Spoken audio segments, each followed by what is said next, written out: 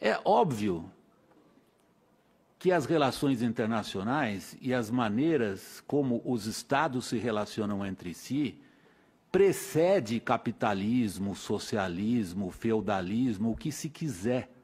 A maneira como Estados se relacionam entre si, buscam segurança um em relação ao outro, buscam vantagens ou buscam diminuir desvantagens uns em relação aos outros, precedem muito os tipos de sistemas de organização de sociedade que a gente queira definir como a gente quiser. E quando a gente tropeça nesse óbvio, a gente perde. O primeiro óbvio que a gente tropeçou, eu acho que não fomos capazes de reconhecer, são as profundas transformações do sistema internacional, particularmente depois do fim da Guerra Fria. O mundo no qual vivemos hoje é extraordinariamente mais perigoso do que o mundo no qual vivíamos até 20 anos atrás. Por quê? Porque no mundo multipolar, as decisões tomadas em organizações multilaterais são muito mais difíceis de serem implementadas e alcançadas simplesmente porque estamos passando por uma fase extraordinariamente instável, na qual a posição relativa de cada Estado, de cada potência, se vocês quiserem, ainda está em jogo. Qual é a nossa? Se a nossa posição geográfica nos dá, a nós brasileiros, essa, digamos, tranquilidade e paz de espírito de que hoje à noite, provavelmente, não sei se alguém ainda tem aqui, alguém em alguma missão militar que estão diminuindo do Brasil, nós não temos essa preocupação hoje à noite, se parentes nossos vão ser mortos ou se vão ter que matar alguém. Mas essa é a realidade comum para muitos outros países, e eu não estou falando apenas de Estados Unidos ou das grandes potências, essa é a realidade para espanhóis, essa é a realidade para alemães, e essa é a realidade de muitos outros países que vivem em situações de conflito. Então, se a nossa posição geográfica nos dá, por um lado, essa tranquilidade de paz e espírito de que hoje à noite não há brasileiros que vão dormir preocupados se vão matar ou morrer, a não ser na nossa guerra interna, mas essa é outra questão.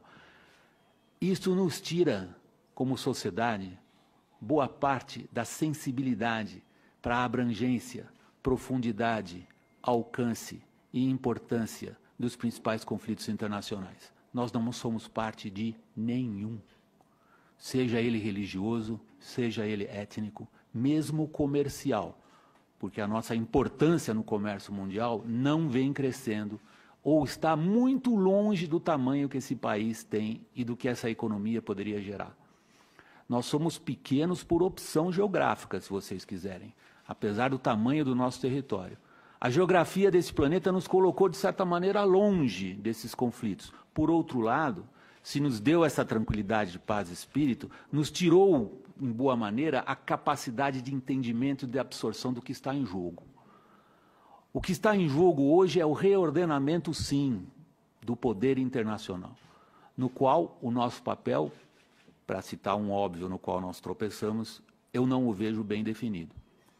Não o vejo bem definido porque nós ignoramos outros óbvios também, e eles é que nos fazem sofrer o que nós estamos sofrendo hoje, que é um crescente isolamento e apequenamento em relação ao que a gente podia ser. Toda vez que a gente fala e usa uma categoria absoluta, o Brasil, na verdade, numa categoria relativa, isso que eu quero dizer, eu quero me corrigir. Toda vez que a gente usa uma categoria relativa como essa, o Brasil está menor, nós estamos menor em relação ao quê? Em primeiro lugar, nós estamos menores em relação ao que poderíamos ser, ponto.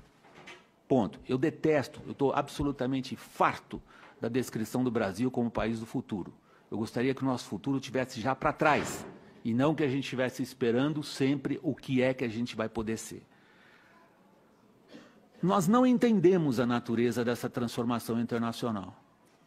Nós a consideramos simplesmente o declínio relativo de uma hiperpotência, ou superpotência, ou megapotência, não importa a palavra com a qual vocês queiram definir os Estados Unidos, e celebramos isso como se fosse o nascer de uma nova era na qual as afiliações, sobretudo, ou as afinidades, sobretudo político, não diria ideológico, que não é bem o caso, é difícil entender qual é a afinidade política e ideológica de um país como a Índia, por exemplo, com o qual estamos associados em um determinado tipo de bloco, ou entender qual é a afinidade política e ideológica de um país como a Rússia, por exemplo, onde estamos, de alguma maneira, ligados a um tipo de bloco.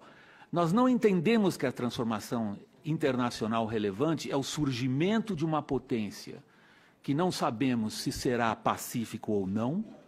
Esse é o desafio das novas gerações, é do pessoal que não tem mais cabelo branco como eu vejo muita gente jovem aqui na plateia, vocês é que vão poder, eu vou estar morto já, não vou poder saber se a China subirá como uma potência pacífica ou não, e o desafio que ela apresenta para relações internacionais é um desafio que pode ser resolvido dentro do que se convencionou chamar de governança global e que nunca chegamos a ela.